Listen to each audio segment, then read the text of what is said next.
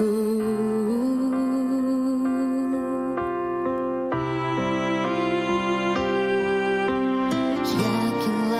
kita akan semua keagungan Sang Maha Bijaksana, karena kita harus pahami arti kisah hidup.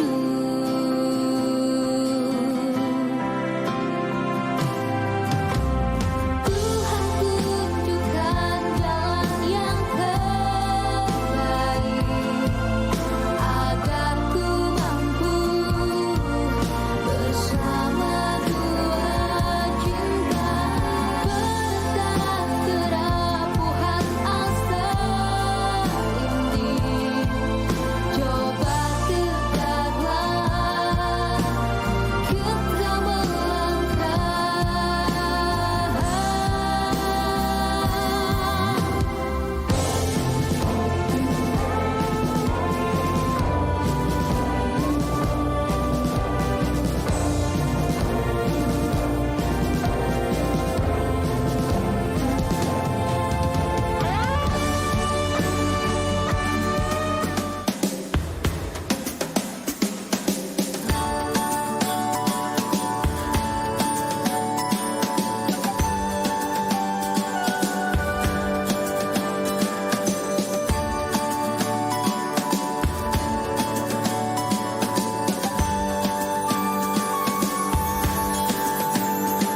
Redupnya matahari tak mampu membuatku putus asa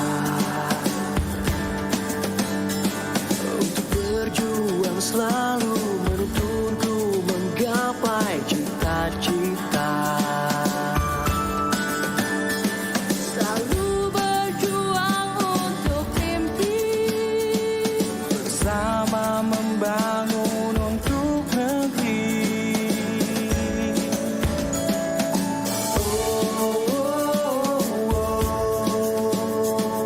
Kita selalu bersama untuk menggapai asa.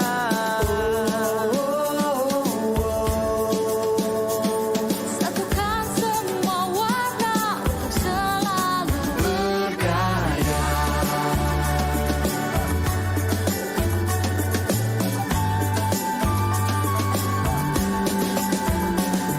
redupnya matahari tak mampu membuatku putus asa. Menelusuri jalan kemenangan menuju masa depan. Selalu berjuang untuk mimpi. Bersama membangun untuk negeri.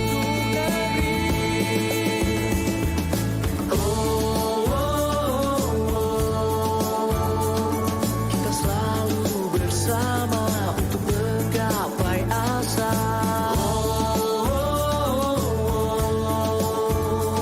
Sentuhkan semua warna untuk selalu berkarya. Assalamualaikum warahmatullahi wabarakatuh. Sampurasun Renjang Satu semuanya. Apa kabarnya di kesempatan pagi hari ini? Alhamdulillah Putra bisa kembali hadir kembali ya menemani ruang dengar Renjang Satu semuanya di program khusus yaitu Satuhu dalam Pendidikan. Ayo kita belajar di Satuhu. Dan juga tentunya di sini Putra kembali bersama bapak-bapak guru kita ya yang dari SMKN Negeri 1 Cisarua. Betul. Dan di kesempatan pagi hari ini dari pelajaran apa Pak? Dari saya pemrograman berorientasi objek untuk kelas 11 RPL. 11 RPL ya. Dan juga tentunya buat adik-adik semuanya di rumah, semoga saja di kesempatan pagi hari ini lagi baik dan juga sehat ya. Dan kita sebenarnya sudah ingin memberikan pelajaran secara langsung, bertatap muka langsung dengan adik-adik, tapi dikarenakan wabah COVID-19 kita masih belum bisa untuk melakukan itu, dan mungkin sementara kita hanya bisa melakukan pembelajaran melalui luring ataupun juga daringnya ya. Oke, dan juga buat Renjang Satu semuanya, untuk mempersingkat waktu mari kita dengarkan perkenalan dari Bapak-bapak dan juga pelajaran yang akan disampaikan oleh Bapak guru kita ya.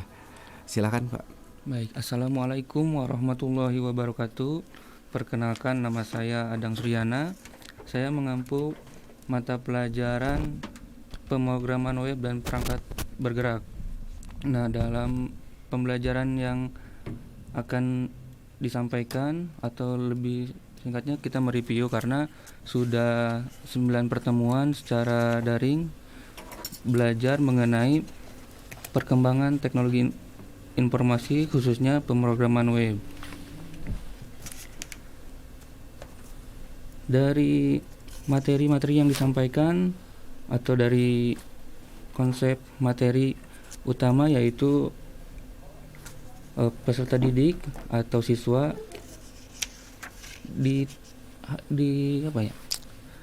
diajarkan atau belajar mengenai pemahaman teknologi website tersebut, mulai dari konsep teknologi websitenya sendiri seperti apa, kemudian teknologi aplikasi web yang di sana banyak produk-produk baru atau teknologi perkembangan yang semakin tahun, semakin hari, semakin cepat gitu ya, terutama di bidang teknologi informasinya.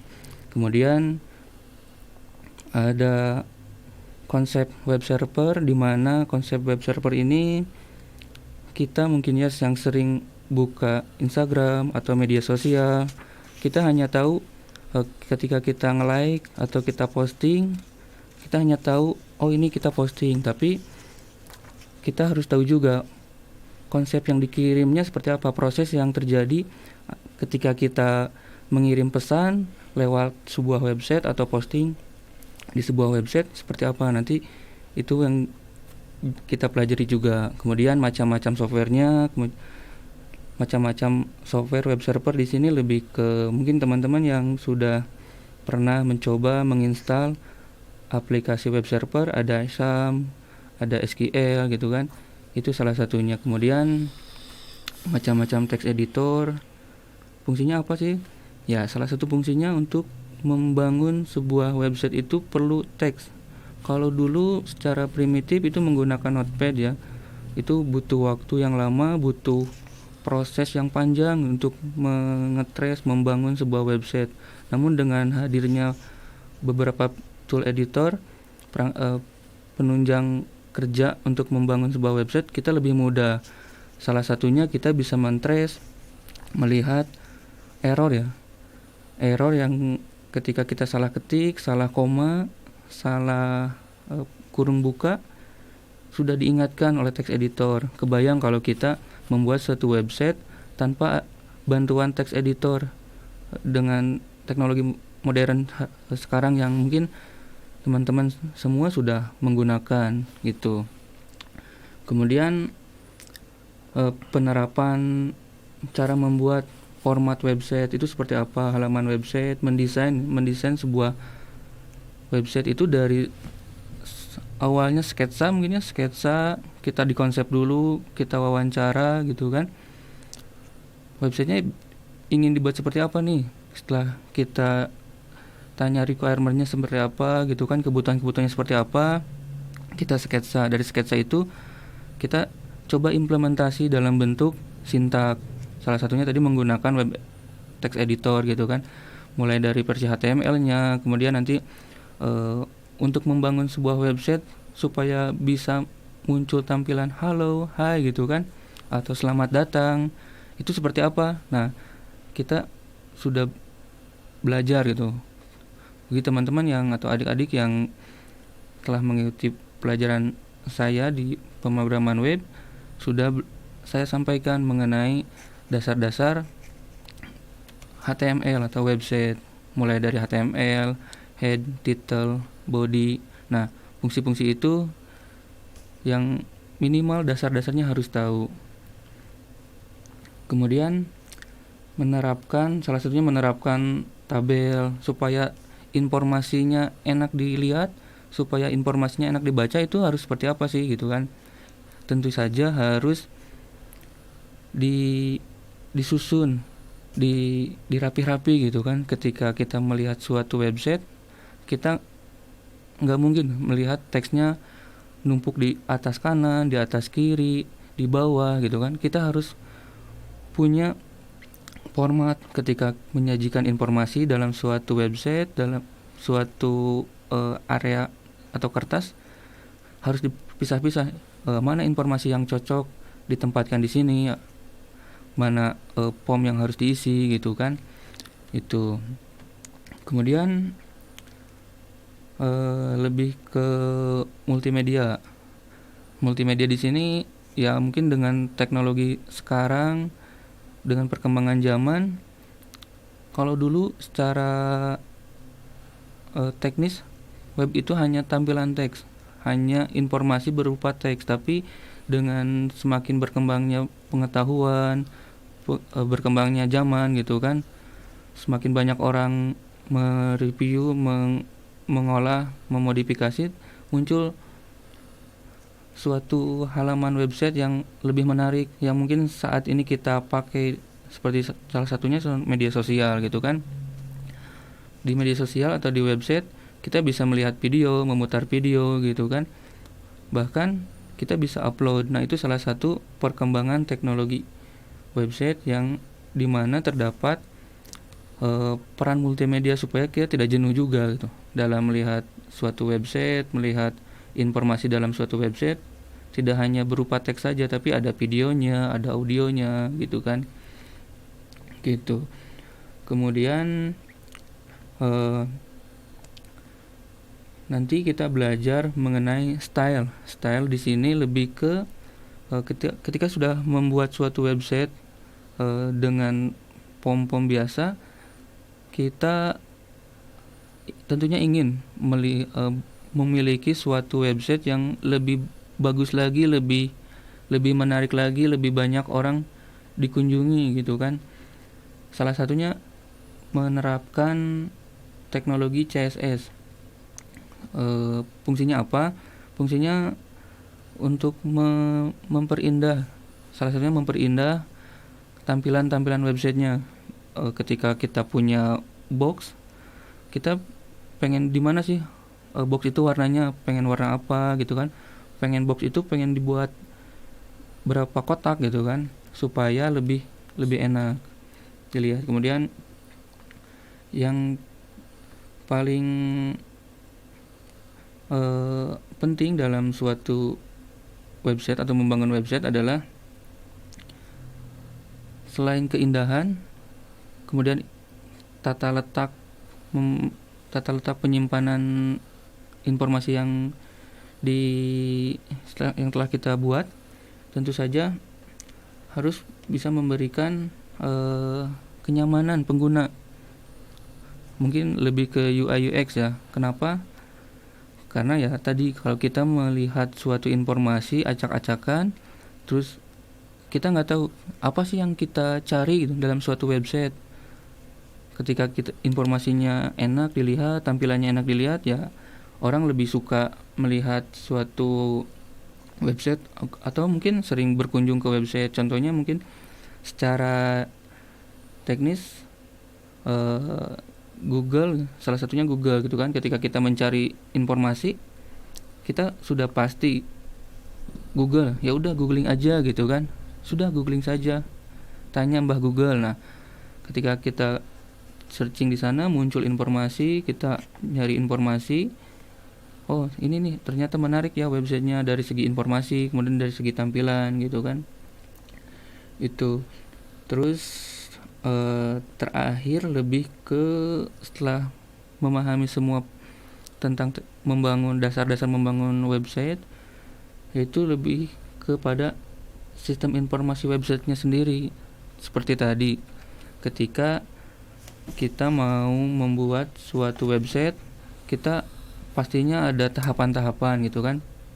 Tahapan mulai dari perencanaan, kemudian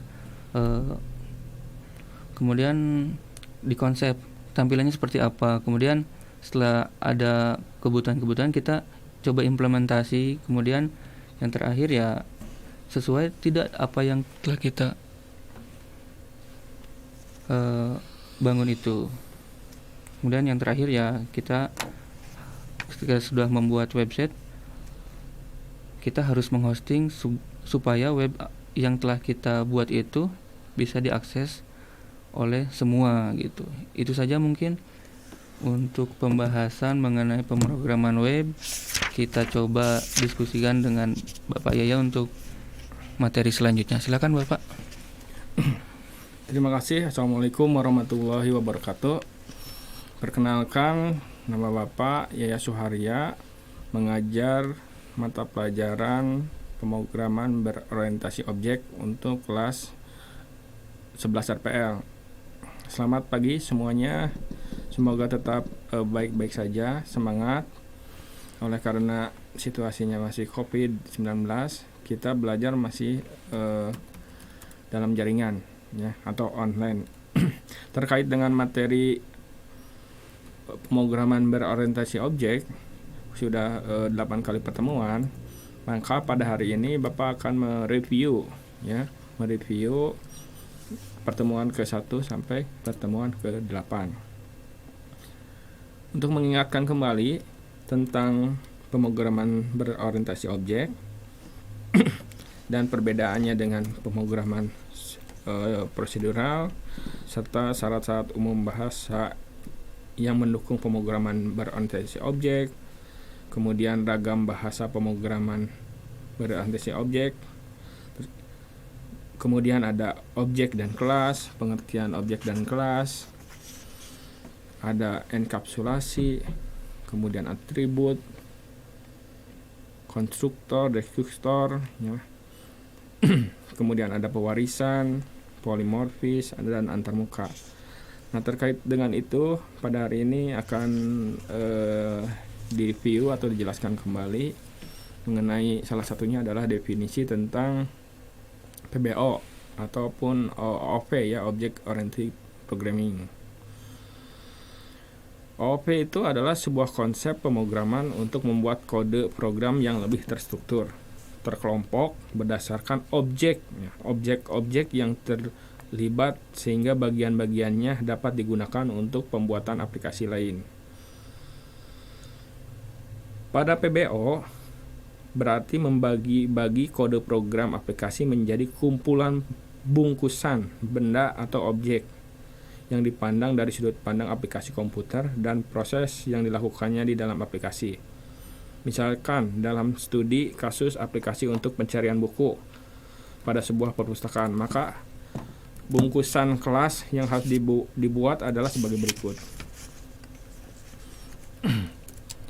Adalah sebutkan benda apa yang terlibat dalam proses pencarian buku. Tentunya adalah buku. Kemudian sebutkan proses apa saja yang ada dalam proses pencarian buku. Ya, tentunya adalah proses pencarian buku itu sendiri.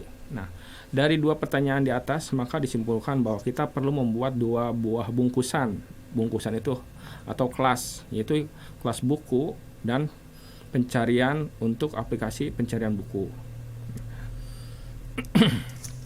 Itu pendahuluan tentang OOP.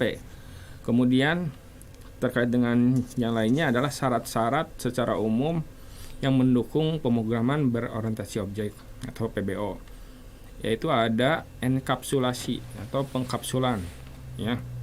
Dalam hal ini adalah membungkus atribut dan metode dalam sebuah kelas yang dapat mencegah pengaksesan langsung atribut dan metode yang ingin dilindungi dalam sebuah kelas. Kemudian ada pewarisan. Pewarisan itu artinya atau inheritansi, artinya adalah pendefinisian kelas baru yang memiliki sifat-sifat turunan dari kelas lainnya. Pewarisan akan dijelaskan berikutnya. Kemudian ada polimorfis. Polimorfisme itu artinya pembuatan pengaksesan metode-metode dengan nama yang sama, namun berbeda untuk parameternya ya. Baik itu parameter masukan ataupun berbeda kelas. Polimorfisme berguna untuk dalam PBO ini. Kemudian untuk ragam-ragam bahasa pemrograman yang dipakai, salah satunya adalah pemrograman Smalltalk ya. Smalltalk pemrograman berorientasi objek. Kemudian ada pemrograman Eiffel, kemudian ada pemrograman C++, Kemudian untuk bahasa pemrograman web bisa menggunakan PHP. Kemudian ada bahasa pemrograman Java. Nah, dalam industri lebih banyak dipakai salah satunya C++, kemudian PHP dan Java. Untuk Java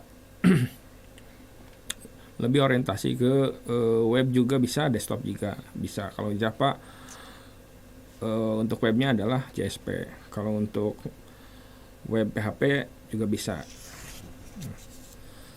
Terkait dengan itu, kita memahami dulu tentang objek dan kelas. Nah, anak-anak barangkali untuk mereview objek dan kelas, kita akan memberikan penjelasan tentang definisi kelas itu sendiri, ya.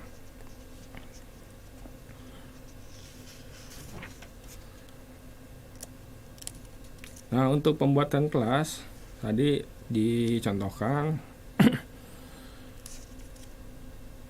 dengan menggunakan misalkan bahasa algoritmiknya, ya.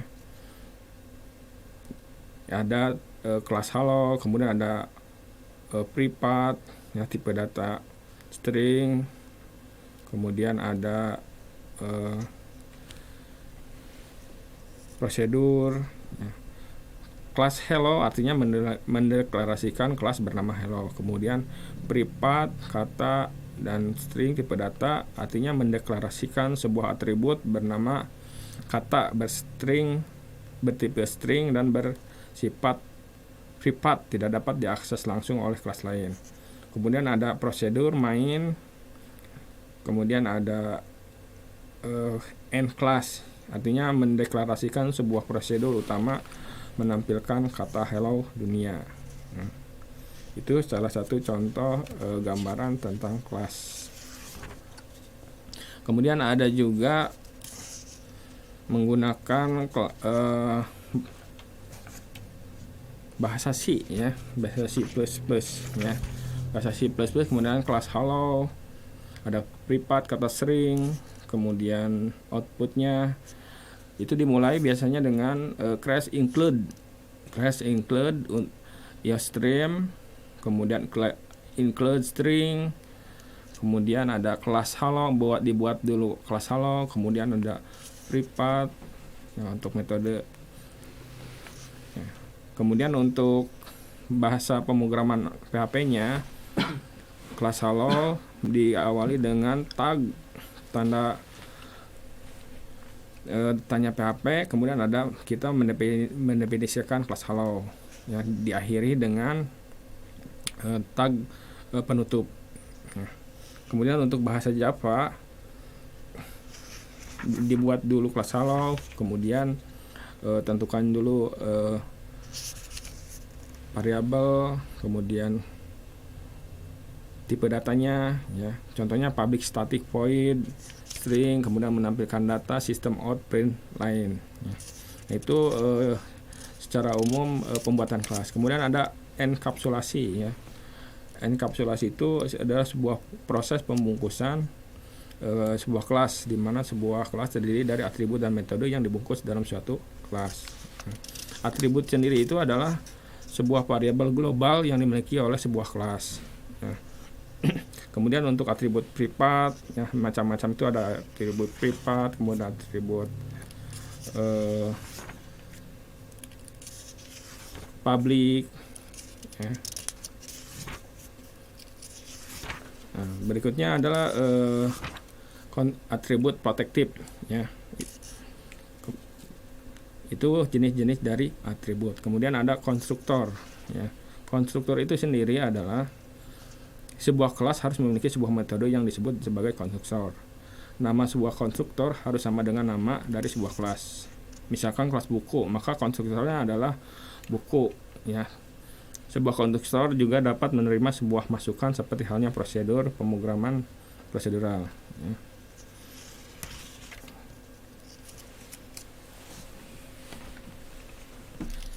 Kemudian ada destruktor. Destruktor sendiri itu adalah sebuah mode atau metode yang dipanggil secara otomatis ketika objek dihancurkan, ya. Sebuah detektor tidak harus ada pada kode program sebuah kelas jika di compiler atau interpreter tidak memiliki garbage collection, artinya mekanisme membersihkan alokasi objek-objek yang tidak terpakai dari memori. Penamaan sebuah detektor sama dengan konstruktor, hanya saja pada detektor diberi tanda terhingga pada bagian depan penamaan kode metode.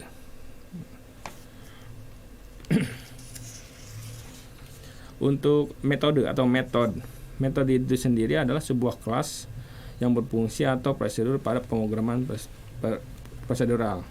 Pada sebuah metode di dalam sebuah kelas juga memiliki izin akses.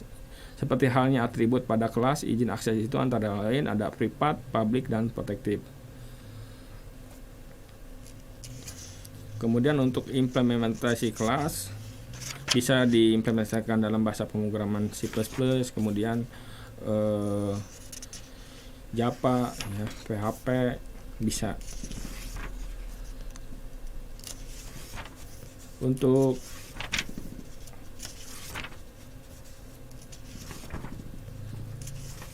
kita dalam hal ini perlu juga memahami tentang algoritmiknya ya untuk diimplementasikan ke dalam bahasa pemrograman. Nah, bahasa algoritmik ini tentu hubungannya dengan pemrograman dasar. Nah, untuk implementasi ke dalam web juga OOP ini bisa dilakukan ya. Itu artinya OOP penggunaan PHP yang menggunakan kelas atau bersifat OOP. Contohnya bisa untuk yang frameworknya CI, kemudian Laravel, itu salah satu contoh pemrograman PHP yang sudah berbasis OOP ya. Kemudian sudah tentu untuk yang Java ya, beberapa waktu lalu Bapak memberikan contoh kelas, atribut atau status kasus yang berhubungan dengan Java. Nah, untuk pewarisan atau inheritance, suatu hubungan dua buah kelas atau lebih di mana ada kelas yang memiliki atribut dan metode yang sama dengan kelas lainnya, beserta atribut dan metode tambahan yang merupakan sifat khusus kelas yang menjadi turunannya atau menjadi subkelas ya. Ada subkelas, ada superkelas atau parent class atau child class ya. Contohnya ilustrasi kelas inheritance ya. Ada kelas manusia, terdiri dari atribut nama, alamat, nomor KTP, dan nomor telepon. Kemudian ada kelas karyawan. Kelas karyawan nama, atributnya nama, alamat, nomor KTP, nomor telepon, nomor pegawai, jabatan, departemen. Nah, untuk kelas pewarisannya itu ada penggabungan ilustrasi kelas pewarisan antara kelas manusia dengan kelas karyawan ya. Ada nomor pegawai, kemudian jabatan, departemen. Itu digabungkan dengan kelas manusia, ada atribut nama, alamat, nomor KTP, dan nomor telepon. Untuk implementasi bisa menggunakan tadi bahasa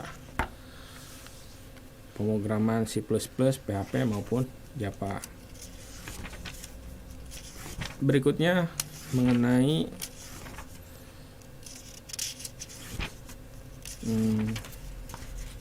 setelah inheritance, polymorphism ya. Polymorphism itu sendiri banyak digunakan dalam OOP ini juga ya. Nah,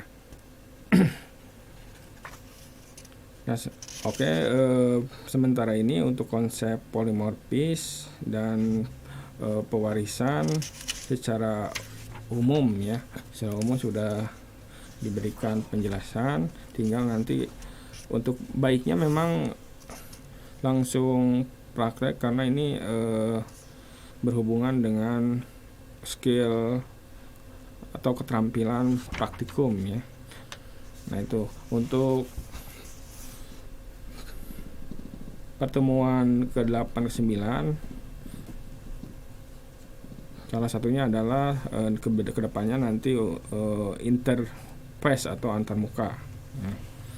Nah barangkali itu penjelasan secara umum terkait dengan materi pemrograman berorientasi objek ya.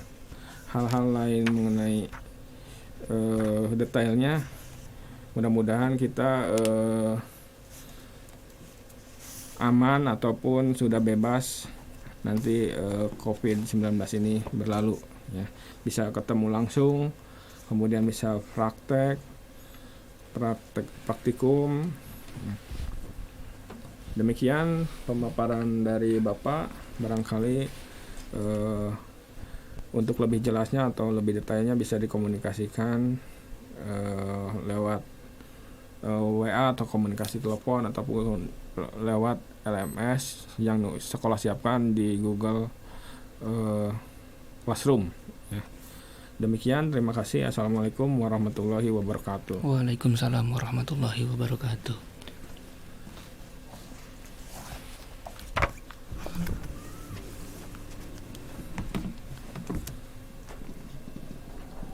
Ya, mengenai mata, hidung, dan juga mulut. Lalu, apa yang bisa kita lakukan ya? Yang pertama, jangan menyentuh muka atau mengucek mata apalagi tangan dalam keadaan kotor. Tanpa kita sadari, seringkali kita menimbun kotoran di tangan kita. Sakit, wajib gunakan masker untuk mencegah penyebaran virus corona. Jangan gunakan masker lebih dari 1 hari karena masker ini dapat menimbun bakteri-bakteri dan bisa berkembang biak. Lalu cari masker yang sesuai dengan standar rumah sakit. Next, menjaga jarak dengan mereka yang sakit. Jarak yang dianjurkan yaitu 0,5 meter sampai 2 meter untuk tetap aman dari jangkauan partikel virus. Selanjutnya, waspada di tempat keramaian.